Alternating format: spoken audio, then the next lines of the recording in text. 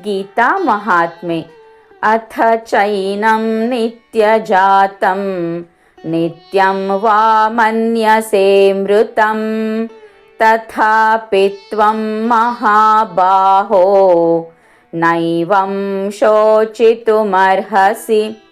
ಅರ್ಜುನನೇ, ಒಂದು ವೇಳೆ ಈ ಆತ್ಮನು ನಿತ್ಯವೂ ಹುಟ್ಟುವವನು ನಿತ್ಯವೂ ಸಾಯುವವನು ಎಂಬುದಾಗಿ ನೀನು ತಿಳಿದರೂ ಆ ಕುರಿತು ದುಃಖಿಸುವುದು ಯೋಗ್ಯವಲ್ಲ ಎಂಬುದು ಭಗವಂತನ ಈ ಮಾತಿನ ಅರ್ಥ.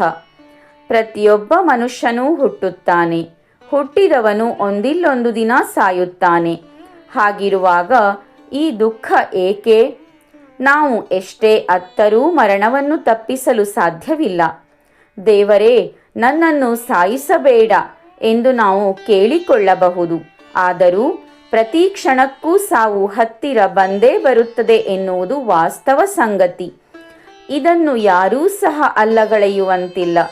ಹುಟ್ಟು ಸಾವುಗಳ ಮೂಲಕ ಈ ಪ್ರಪಂಚ ಸಾಗುತ್ತಾ ಇವೆ. ನೈವಂ ಶೋಚಿತುಮರ್ಹಸಿ, ಅದಕ್ಕಾಗಿ ದುಃಖಿಸಿ ಪ್ರಯೋಜನವಿಲ್ಲ.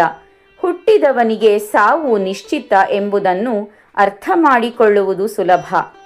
ಆದರೆ ಮರಣ ಹೊಂದಿದವನಿಗೆ ಮತ್ತೆ ಜನ್ಮವು ನಿಶ್ಚಿತ ಎಂಬುದನ್ನು ಅರ್ಥ ಮಾಡಿಕೊಳ್ಳುವುದು ಅಷ್ಟು ಸುಲಭವಲ್ಲ. ಪ್ರತಿಯೊಬ್ಬ ಮನುಷ್ಯನೂ ಅವನದೇ ಆದ ಕರ್ಮಗಳ ಗಂಟನ್ನು ಹೊತ್ತುಕೊಂಡಿದ್ದಾನೆ. ಅದಕ್ಕನುಸಾರವಾಗಿ ಮುಂದಿನ ಜನ್ಮವು ನಿರ್ಧಾರವಾಗುತ್ತದೆ.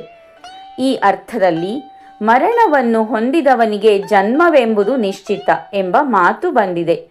ಅದೇ ರೀತಿಯಲ್ಲಿ ಜೀವನದುದ್ದಕ್ಕೂ ಭಗವಂತನ ಸ್ಮರಣೆಯನ್ನು ಮಾಡಿದ್ದರೆ ಆತನ ಕೊನೆಯ ಕ್ಷಣದಲ್ಲೂ ಭಗವತ್ ಸ್ಮರಣೆಯೇ ಉಂಟಾಗುತ್ತದೆ. ಅದನ್ನೇ ಗೀತೆಯಲ್ಲಿ ಹೇಳಿದ್ದಾನೆ. ತಸ್ಮಾತ್ ಸರ್ವೇಷು ಕಾಲೇಷು ಮಾಮನುಸ್ಮರಯುಧ್ಯ ಚ.